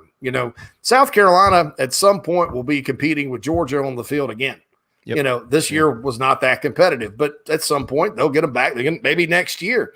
But the low-hanging fruit here, and I'd say this for Beamer or any coach that got the job is, hey, you're good enough to line up with these guys, these other guys in your division, your peers right now. It's time to start winning the game again. There was a point South Carolina beat Kentucky 13 out of 14 years. Yep. So, well, and we're going to see obviously on Saturday night. I mean, but you almost want, sometimes JC, there in any in any rivalry or any matchup out there in certain sports, sometimes teams just have somebody's number. I mean, it just is what I mean, Florida, 95% of the time in their series history against against Kentucky has been the better football team. But I've seen some years where Kentucky is actually, I thought, better than Florida, and they just couldn't beat them. I mean, it was just one of those things where, and you know what? We've had a lot of those moments in our time with South Carolina. There have been how many years in past years where the Gamecocks were better than Tennessee? They were better than Georgia. I would say those two much more over Florida. Florida was unbeatable, it seemed, under Steve Spur for so long, and they just couldn't beat them. And that was kind of the case in some of those wins for South Carolina when they owned the series against Kentucky. But when it flipped, starting with the 2014 game where the Gamecocks under Whammy Ward coughed up a 2-touchdown lead in the fourth quarter, one of 3 games that year, of course. Everybody banged their head against the wall and jump off a cliff. But when that happened, you almost wonder if the next year it happened again. Carolina lost. Sean was the interim coach, couldn't get it done.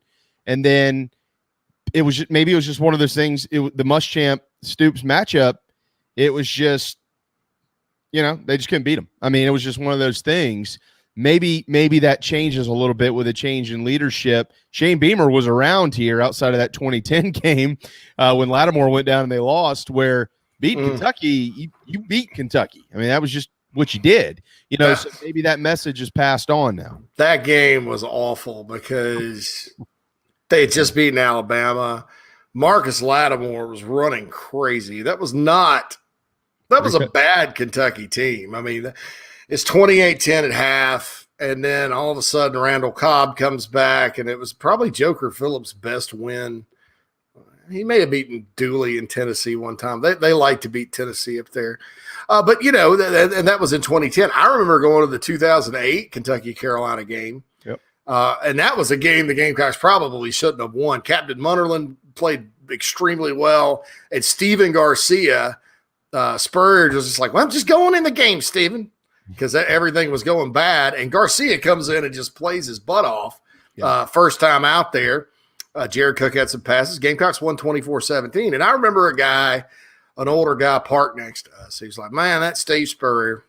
We've never beat him, and we probably never will, And it was like, yeah, you're probably right, And then, lo and behold, 2 years later, there you go. But, it's been a source of contention, I think, since Stoops has really been there, guys. I mean, 2013, Stoops went winless in the SEC, and the final score ended up being 35-28 because they had one. It was one of those games where the Gamecocks just sort of took their foot off the gas, and it drove Spurrier crazy, and they were within a touchdown at the end at Williams-Brice, and then he beat them, and then he beat them again.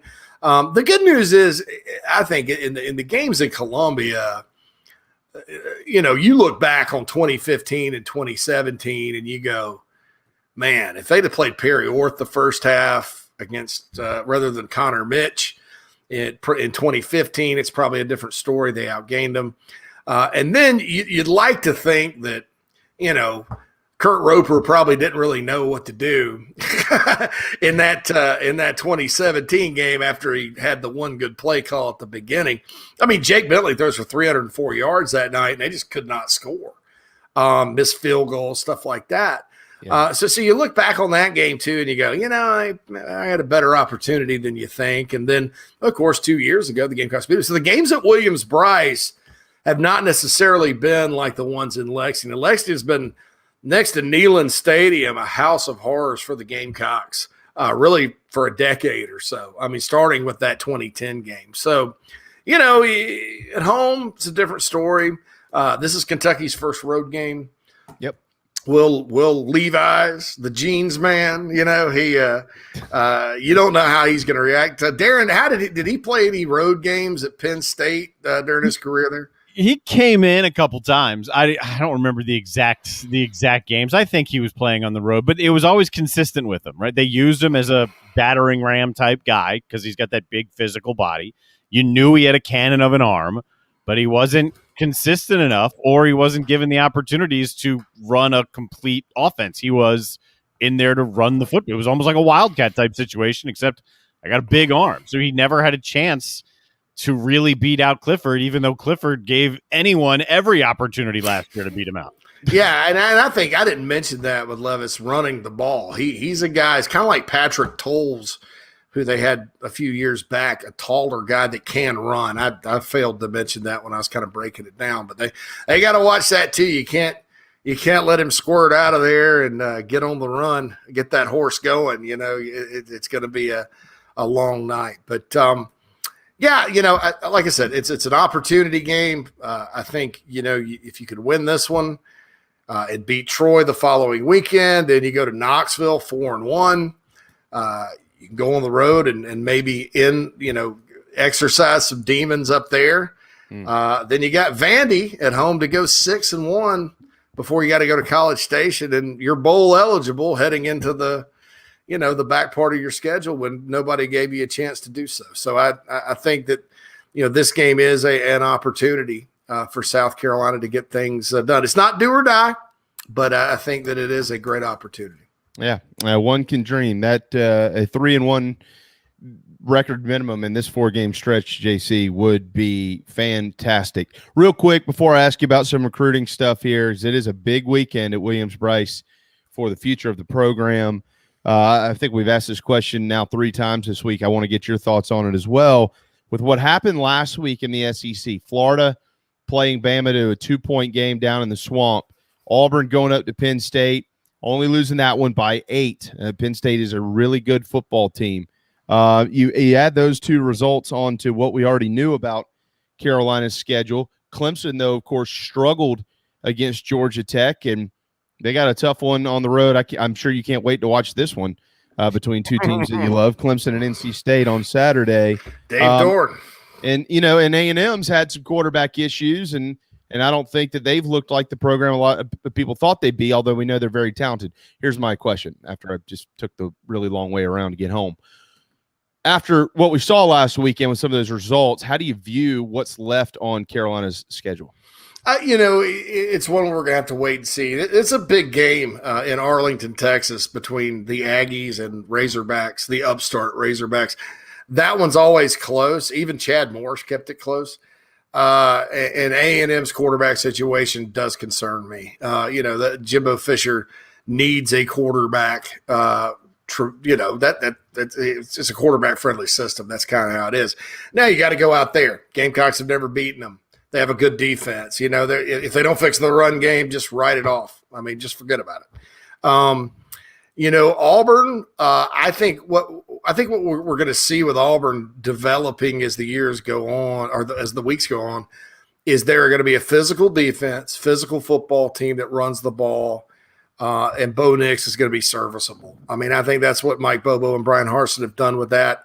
You know, in Malzahn's offense, they put too much on Nix. I think they're not really putting a lot on him right now. Tank Bigsby's really good. Of course, that's a Gamecock game. It's at home. You know, it's one of those things. If I'm Carolina, you know, you're kind of just hoping maybe, you know, Clemson continues to struggle on offense, because of they haven't just been struggling, guys. They've been, you know, that Georgia Tech result shocked me. You know, honestly, you know, and let's see how they do. I do think Clemson's got some talent. I do think some of these things are going to be a product of DJ sort of getting better as he plays more. I think a lot of people were quick to anoint him, but remember, nobody played any defense last year. Oh, that the Notre Dame game and that Boston College game, great, you know, super. But hey, and plus you had Travis Etienne catching the ball out of the backfield. Yeah. They don't have him anymore. I think they're missing some speed at slot receiver, and then the offensive line's bad. Their defense is elite. Though. So, you know, we'll see what happens. But I think that, you know, to answer your question after rambling, there we go, flute woman. Flute. You know, I think that, you know, it's one where you look down the road, guys, And you almost just want to say the cliche, take it week by week. And you almost want to just look at it and say, okay, if Carolina happens to lose, let's look at why they did against Kentucky for the 7th time in 9 tries, which is embarrassing. I don't care how good they are. That's embarrassing. You know, and let's look at it, but then move on, because the season's not over. With this loss, there are going to be fans that point that out and say, oh, you're going to do this and all that. But teams change and get better. I'll remind everybody, Tennessee in 2019 lost to Georgia State and BYU to open the season. They started 0-whatever in the SEC and couldn't cross the 50. Then all of a sudden they put it together with Jared Garantano at quarterback, which I like Luke Doty a lot better than that guy. And all of a sudden 41-21 against the Gamecocks, and they end up winning 8, you know, and going 8-5. They ended up winning 6 games in a row and going to the Gator Bowl, beating Indiana. And then the bottom fell out the next year. But anything can always happen. You know, you don't just – I know everybody wants to, like, predict the games, like, right now. It's the Xbox mentality. I'm going to go play this game. So, but real life and real football don't work out that way. So that's what I would think is just – if you get to the weekend, it doesn't work out. Hopefully it does. I'm praying it does. Then just go on to the next one. Beat Troy. Try to beat Tennessee. Try to beat Vandy, and move forward. That's not true. There's somebody who's in the, quote, media that plays Xbox football games publicly, so people will pay attention to them. I kind of like I wish they brought back the NCAA football game. Of course, I don't know if I'd get much done then. Yeah, I know. I did enjoy doing that, but when they quit doing it, I was like, eh. It would cost me money because I would almost immediately go out and buy whatever level of PlayStation is out there. It's been a while since I've used it, but I got rid of mine in college. Yeah, it's been a long time. I asked my wife one time, I was like, I think it'd be neat to get a PlayStation. She looked at me. She didn't really have to say a word. I was like, maybe when the kids are older. Yeah. Eli Drinkwitz runs his mouth, guys. I saw it. You know, I just whatever, man. I will say this. I like him kind of. I mean, to be honest, I think he reminds me of Spurrier. He reminds me of Spurrier back when Spurrier just said what was ever on his mind. What JC is referencing is Eli Drinkwitz was asked about the trip to Boston College this weekend, and he said, "Yeah, if it was me, I really don't want to go. Basically, I'd rather play a game here that's a better rivalry or something like that." But you know, whatever. And Jeff Halfley responded and said, well, if you didn't want to come, you could have called us up and we would have made the trip over there. But you know, and Eli, I love Halfley. Eli took a shot at South Carolina in the summer too, you know, on Twitter. Someone tweeted something about Williams-Brice Stadium. He retweeted it and said, man, I love winning there, or something like that. And he's 2-0. He is. I mean, he's 2-0 against South Carolina in that ballpark. You can't do anything about Eli and his mouth. I mean, I'll remind everyone he was almost the offensive coordinator at South Carolina way back when they hired McClendon. But, I mean, if you want to shut him up, you got to beat him. All right, so they play a road game at Middle Tennessee next year at Missouri. I'd gripe about that, excuse my language, not going to Boston. They play, they got somebody put South Dakota and a road game at Memphis on the 2023 schedule. They play at UMass on October 12th of 2024. Oh. Yeah, so all the Gamecock fans that complained, oh my God, I could not believe that Ray Tanner would have scheduled that ECU road game. My God, he is awful. They know that kind of Foghorn Leghorn stuff we hear. You know, number one, Tanner didn't schedule it. Spurrier and Hyman scheduled that one way back when Skip Holtz was at ECU. It's like a 4-for-1 deal. You know, Missouri goes on a group of five road trip just about every year at UMass in October of 20. I mean, so all right, so what's their AD doing? You know, I mean, God, hey Eli, in 2025 you play at Miami of Ohio. Oh, how about that, man? What a road trip! Go Tigers! Yeah, go Tigers! Miami, Ohio is a beautiful place. They do have Kansas back on the schedule, which is they hate Kansas. Oh, September 11th of 2027 at San Diego State. That'd be a good trip. They open with my girlfriend's alma mater, the Illinois State Redbirds. By the way, go Redbirds! Go. So does she know Mark Kingston? No, she was before, way before their time. All right, all the way up to 2030 at North Texas. So I just want to explain to Gamecock fans, look. The mean green, baby. University, don't complain about once every 30 years having to go to ECU or maybe App State, because Missouri's going to Oxford, Ohio, Denton, Texas, San Diego, which is a nice trip. They're going at UMass. I mean, come on, man. Who decided all this? UMass has lost more consecutive games at this moment than UConn has. Do they play this year? I don't know, but God, I would not watch that. How many is it? Oh, it's like 13 or 14. I'll check. And I think it's 7 in a row for UConn. I'll double check it. Well, Clemson's got UConn on the schedule this year, don't they? Yeah, at home, though. They're not going there. And see, when Clemson scheduled that, it was probably, maybe right after the Papa John's Pizza Bowl victory, and they're like, "Man, we got to beef up the schedule up here, non-conference. Let's play UConn." Yeah. All right, same year play Georgia, sure, man. We'll play a tough schedule that year, and then they got progressively worse. But yeah, October 9th, UConn at UMass, and it comes all after UConn goes to Vanderbilt. UConn also plays Vanderbilt. Please don't lose that one. Jamie's Wyoming Cowboys come to East Hartford for a September 25th tilt. Yeah, baby. But yeah, that UMass for game, the brand. That UMass game's not even on. It's on Flow Football, whatever the heck that is. Flow NESN or NESN Plus. Yeah. At McGurk Alumni Stadium. The losing streaks. I think you'd be shocked to realize that Arizona has the most consecutive losses in the country right now at 15. Then UMass 14. UConn comes in behind UNLV 9, then 8. You remember when Kevin Sumlin turned down the USC job to stay at Texas A&M? USC meaning Southern Cal. Who's the last team that UConn beat? Holy cow! This is 2 straight days of shows where it's like, all right, let's start looking up. Remember when the columnists declared them the national champions because they canceled the season last year? Yeah. The last win was actually on NESN and Flow Sports, October 26th of 2019. UConn 56. The Minutemen 35. So they canceled their season last, so they didn't play. They hadn't played since 2019.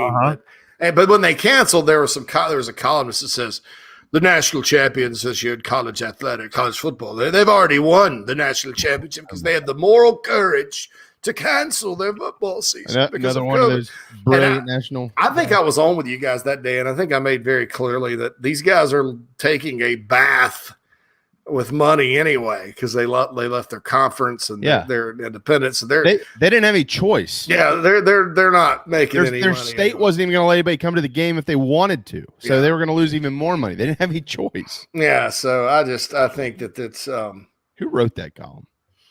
Was it one of the, I don't want to say the wrong person's name, but it was somebody that really was cheering on the demise of college football. So they've already won. So Kurt Streeter, New York Times. Who was that? Kurt Streeter, New York Times. Never heard of her. Him, maybe. Does he play the flute? Oh, no, seriously. I mean, I don't know. He doesn't really cover college football. He just sort of bloviates about this, that, and the other. Dan Wolken. Woke guy. I don't think anybody paid attention to him as a kid, because that's all he does is crave it as an adult. There's no doubt about that. I accidentally retweeted something he posted the other day about them mentioning Muschamp on the FSU message board, and I meant to just copy it and send it to somebody, but I retweeted it. So I was going through my tweets the other day, and I said, "Dang, I retweeted that." So I unretweeted it and blocked him. There, have that. Yeah, he's absolutely ridiculous. But he is so are a lot of those people. I mean, they're anyway. All right, before we let you run here, JC, this the South End Zone this weekend is going to be filled with a bunch of talent that Carolina is hoping to have in uniform in the next couple of years. I'm looking at the list now, and I'm not going to read everybody's name because that would be stealing information from the bigspur.com, which is a trusted source that we can only steal from when you're not on camera. So, but I would encourage everybody to go check it out. But I am going to ask you, about this list. I know there are a bunch of dudes that are on it that are already committed to the football program. But kind of compare and contrast how deep this group is, because I don't know that we've seen a group of players like this in Columbia for a football game in quite some time. And I will add, to encourage people to go read this column that is now up on the front page of the bigspur.com, there are 5 quarterbacks scheduled to be in Columbia, and 4 of them are 4 stars. So the few tickets that are left, better get them, because this crowd might be helpful not only in winning the game, but in winning over a couple of these young men who are considering South Carolina. Yeah, and look, we were talking, I don't remember if it's a podcast or website, but somebody's like, oh gosh, hope the team doesn't screw this up this weekend. And I want to point this out to everybody that cares about recruiting. The only way South Carolina's going to screw up the weekend recruiting-wise is if it's not a big-time atmosphere. Players that visit, they're not as concerned about, will they beat Kentucky or not? Most of them are down there for the pregame. People are calling their name. And then, they go up in the end zone or whatever. They have a buffet meal, and they chill out, and they talk to people, and they, they're prospective student athletes. They're not fans. And, the atmosphere and the crowd and the support and how cool it is and how welcome they feel is much more important than wins and losses. So the only way, that you mess it up, and I was encouraged by your tweet about the less than 1,000 tickets remaining, because I was kind of wondering if they'd get to a sellout this year, just for a lot of reasons. But, that means it's going to be packed and it's going to be loud, and that's going to make a big impact. I've seen atmosphere really, really make a big difference with recruits, because it helps their comfort level, which is what all decisions are based on. It's all based on comfort level. It's facilitated by a number of factors, including relationships, the program, all that good stuff. So, it's going to be a great group. A bunch of offensive linemen coming in, a bunch of underclassmen coming in, a bunch of commitments coming in, and then the official visitors list, guys. It's a key group, because you've got Jayshon Barham from Baltimore, and they've got to convince him not to go to Darren's school and not to go to Maryland. And he's on an unofficial. No, it's an official visit. It is for an him. official. Okay. And I really convinced his mom, because his mom kind of wants him to stay close to home. There are some that think he probably should go a little further. Antonio Williams, who's, along with Oscar Delp, the top offensive prospect left on the board. And then this kid, Jamari Lyons, who's probably leaning to the Gators, no doubt. But South Carolina's always kind of stayed in it with him. And that would be a huge defensive tackle pickup, because Jamari's the really Lions good. Kid? Okay. Yeah, these are 3. These are the official visitors. The other list is the unofficial visitors. Right. Okay. All right. Wow. I mean, boy, there's some talent that's going to be there. Obviously, the Williams kid at wide receiver is a local boy, but they need him. So unfortunately, now, and I don't pretend to know what's going on in the upstate all the time, but I believe they need him too. Okay. And that's kind of where he's always wanted to go. Now, they still haven't offered for whatever reason.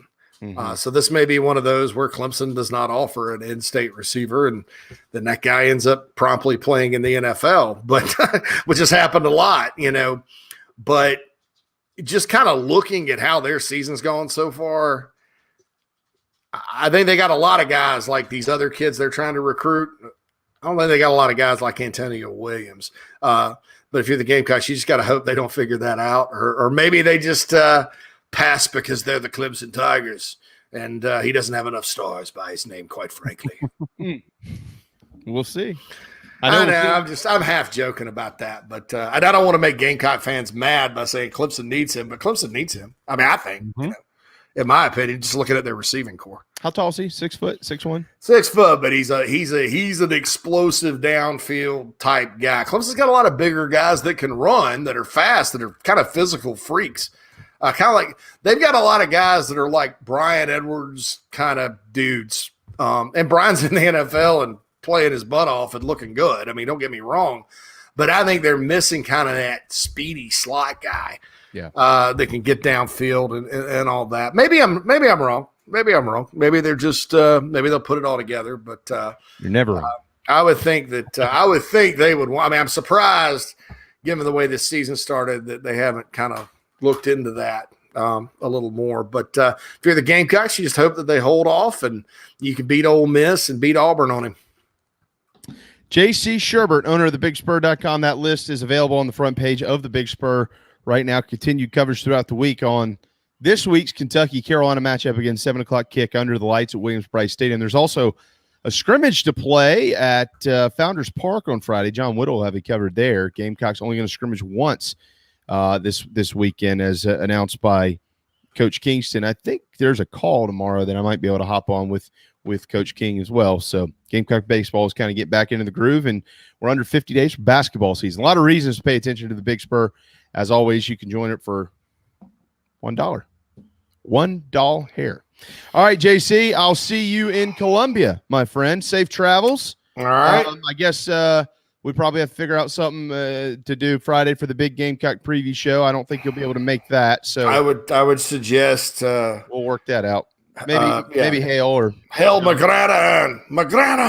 We'll have old Hale, the Hale bird. Hale, Whittle, take your pick. The Hale with it. We'll have Hale. Yeah, that'll be fun. Hale, yeah. So he'll be excited about that. He really will.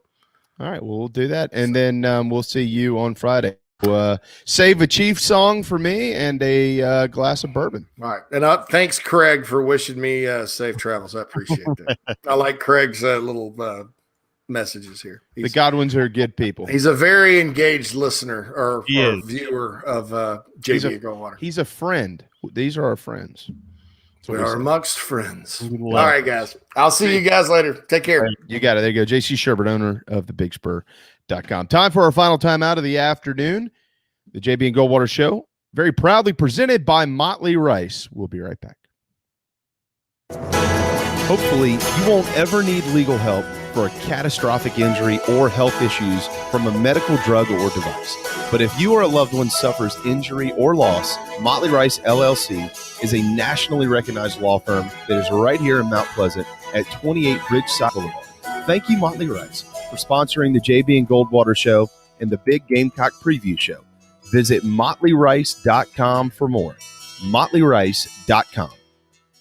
This is Mike Mazzell for Stokes Volkswagen on Ashley Phosphate Road. You know what happens when you sell record numbers of new vehicles? That's right. We take in record numbers of local trades. Despite what the news is saying, quality pre-owned vehicles really aren't that hard to find. You just need to know where to look. Stokes Volkswagen on Ashley Phosphate and on the web at stokesvw.com. We've got over 1,200 pre-owned cars, trucks, SUVs, and all at a fraction of the price when new. Every vehicle has been inspected and reconditioned, many with the balance of factory warranty. Best of all, at Stokes Volkswagen, you don't need perfect credit to get approved for a quality pre-owned vehicle. And we'll take any trade in any condition, even if you owe thousands more than it's worth.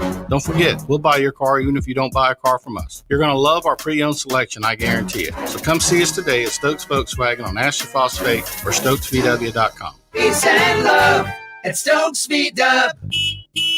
Negative trade equity finance to new loan, subject to lender approval. Wando Power Equipment, the trusted home of Hustler zero-turn residential and commercial mowers. There is nobody more trusted in South Carolina than our friends from Wando Power Equipment. They've been providing elite commercial and residential service for over 30 years. Landscape Services have turned to their selection of Hustler zero-turn mowers like the Raptor. Bigger, stronger, faster, and the most durable Raptor Hustler has ever designed. Located on Daniel Island and online at wandopower.com. Wando Power Equipment, owned by the Price family, the home of Hustler zero-turn mowers, rentals, service, and specializing in family and friendship. You hear me talk about Dog and Duck all the time, and there's no other place I'm going to watch my college and NFL than the Dog and Duck. They have 3 locations, Bell Hall, Park West, and Clements Ferry Road. They have specials all football season long, like $12 pitchers of their own D2 brew, $5 pints of Sierra Nevada, weekly pick'em sheets with prizes,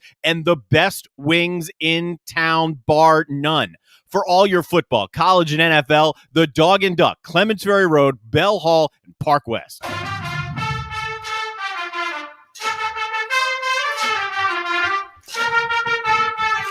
You're listening to the JB and Goldwater Show, live, loud, and online.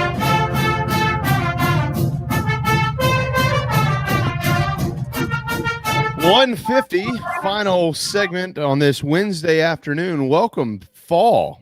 The crisp, cool air is starting to settle its way into the state of South Carolina. Again, it is going to be a gorgeous weekend wherever you are here in the Palmetto State. And Darren, I want to make sure I hit this nail right on the head here. Last I checked, Saturday night at Williams-Brice Stadium. Everybody, hold on. This is unbelievable radio and television. I wonder, the forecast can't possibly have changed much in 2 hours, right, for Saturday night. No, I had checked it early this morning. I just want to make sure that I'm still right on the screws with it. I don't like being wrong about the weather. Yeah, 71 at kickoff, not a cloud in the sky. And by the end of the game, it'll probably be about 64 degrees. It's going to be a beautiful night. Perfect. For Gamecock football. Hopefully they make it even more beautiful by coming away with a win. Real quick, final couple notes on that before we move on to the Braves and a couple other things to get you out of here. But Marcus Satterfield today, I mentioned a couple of his comments earlier. He kind of continued on with the offensive line and the communication issues that they have had and said that has been the point of emphasis this week in getting it cleaned up. And he said it's really not that hard to clean up. They have a system in place. They know how to do it, and that's what they're really working on. But he also said that there have been some things where guys have just done the wrong thing. And he said, hey, it's a new system, and then we've gone through 3 games. This stuff is going to happen, but we're working our tails off to get it right.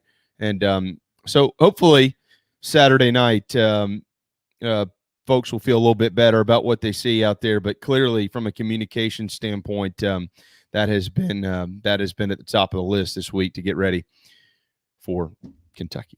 Certainly not simple to fix, because if it was easy to fix, then it would have been fixed, because you had it against Eastern Illinois and then ECU, then Georgia's Georgia. But if it's as easy as they want you to believe, then it would have been fixed already. Yeah. So let's see how the week goes. Let's see how they look Saturday. I think what he was trying to say, I really like how Satterfield speaks. I have since the first day he got to South Carolina. He's pretty blunt. I mean, he just says it. You know, it actually reminds me a lot of Steve, and it reminds me a lot of his head coach, Shane Beamer. Shane just kind of says whatever. And I feel like what he was saying was, well, it's not like we have to go make a bunch of changes up front. We have guys who can play. We got to fix the problems here. And those are fixable. Communication issues are fixable problems. We all know that. They got to fix them, and they need to do it by Saturday night, because this would be an enormous win for South Carolina football. I do want to pass this along as well. This is a local note here in the Low Country, but it should be a state note, and for that matter, really a national note. One of the greatest high school coaches of any sport is Alexis Glover, head coach of the Wando High School volleyball squad. She's won numerous state championships. She's now up over 1,100 career wins. I think it's 1,106 to be exact. The court out at Wando named after her. That picture is actually credit to Scott Eisberg with Channel 4. So, Scotty, if you're watching or listening, we stole that from you. Her husband had sent me a note the other night asking me if I could come out for this. I couldn't make it out there, but I've known Coach Glover a long time, and it is an amazing athletic family. Her and Craig go way back, and all of their kids, Christina and Andrew and Alex, all of them great coaches in their respective sports. And Andrew's actually a basketball coach over at Beckham High School now. Yep. So congratulations to the Glover family. Alexis hasn't aged in decades, probably never will. But Wando and Mount Pleasant are certainly lucky to have her in town and still doing exactly what she's doing. So I wanted to make sure that we mentioned that on our program as well. Also want to make sure that we mention that the Braves are still 3 games up in the National League East. If you've been consumed with college football, or if you have a cable company that doesn't have the Braves and the damn Major League Baseball policies black you out of any other way of watching them, you probably wouldn't know that Atlanta is 3 games up in the East on the Phillies, but they are. The magic number's 10 for Atlanta, 10 right now. So hopefully they can keep winning. The Phillies can lose, and then Atlanta can just pop themselves right into the postseason, which this would be the 3rd straight division championship for Atlanta, right? 19, 20, 21. Or would it be the 4th? Yes. Because the Nationals came from the wild card in 19. Right. Yeah. So I believe it'll be the 3rd. So if they can win 14 in a row, they'll win a World Series in there somewhere. I'll say this. Keep an eye on the Phillies. They have 2 fewer games remaining. And last night nearly lost. Bryce Harper was intentionally walked in the 10th. Real Muto came up and doubled in the winning run. So the Phillies hung around, basically. So they're 3 games back, and they only have 11 games to play. I think the projection was, just hypothetically speaking, if the Braves can get to like 85 wins, then it would be 8-3 that the Phillies would have to go down the stretch. And that would be like a 7-6 finish up for the Braves, something in that range. But then the Phillies would need to go like 8-3 to be in this thing at the end. So you're rooting as much for Phillies losses as any point when you're dealing with magic numbers late in the season, but 2 fewer games left for them to play with. Yeah, absolutely. No doubt. They've won those 2 now in Arizona. If they win tonight, they'll win the series no matter what. But it's less about necessarily winning series and more about just winning games, period, the end, for Atlanta. Once they get through Thursday afternoon's matchup, I should say, against the Diamondbacks, they'll be home starting Friday evening. I mean, they'll head to San Diego, and they'll be home next Tuesday against the Phillies starting Friday evening. They will start a very difficult series with the San Diego Padres, who, of course, them and the Dodgers are probably both going to be well over 100 wins this year. One of them is going to have to be a wild card team. And by virtue of just counting the wins, if you don't win the NL East, you more than likely are not going to be in the playoffs. No, you won't, because the wild card is going to come out of the West for sure, and then more than likely one of those teams out of the Central, probably Cincinnati I guess St. Louis is up 4 games on the Reds right now. So yes, if you don't win the East, that's it. The East is only going to probably get 1 team into the playoffs. We've known that for most of the year when the East got off to such a slow start through the first half of the season, and nobody could pull away, even though nobody was really outperforming anybody else. I mean, it was begging for someone, but they kind of slogged their way through. So we've known for a while that if you're making the playoffs from the East, you got to win the East, and it hasn't changed. Yeah, lowest number of wins for a division leader are the Braves. Yeah, they're the only division leader in baseball under 80 wins. But hey, they're leading the division. Yeah, doesn't matter. It doesn't matter. Austin Riley also has hit the 30 home run mark, and he's right on the number. Him and Freddie Freeman, it was amazing how similar their seasons are. It's unbelievable. Freddie's at 30, 80, and 301, and Riley's at 30, 94, and 300. It's unbelievable how much those guys have fed off of each other this year and just carried this offense, especially after Acuna went down after 82 games with what he was on pace to do. It's literally magnificent to see what that group has done. So I don't know if one of them will be the MVP, Darren, but it certainly has been a pleasure to watch him play. Whew. Almost out of breath here.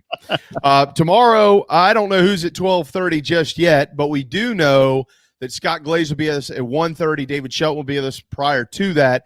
David will look ahead to the high school football weekend, and Scott will give the final look at the Ryder Cup. I saw that Shooter McGavin did tweet out earlier that the United States Ryder Cup team has invited the European Ryder Cup team to meet him out there tonight on the 18th green around 9 o'clock. That's great. Did he actually tweet that out? Yeah. That's great. Shooter McGavin, baby. One of the great follows on Twitter. No doubt. Yeah. Pretty cool. Pretty cool stuff. All right. Really good stuff as always from JC Shurburtt with the Big Spur, a full hour plus today. Again, if you're planning a wedding next fall, you can do it. The SEC football schedule is complete. Happy first day of fall tomorrow morning. It's going to be in the mid to low 60s in the low country, and elsewhere around the state, upper 50s to low 60s. This is just awesome. I love it. Have a fire somewhere. Football returns starting tomorrow and into the weekend, and we have you covered right here on the JB and Goldwater Show, very proudly presented by Motley Rice, driven by Stokes Volkswagen, and we'll see you tomorrow at noon.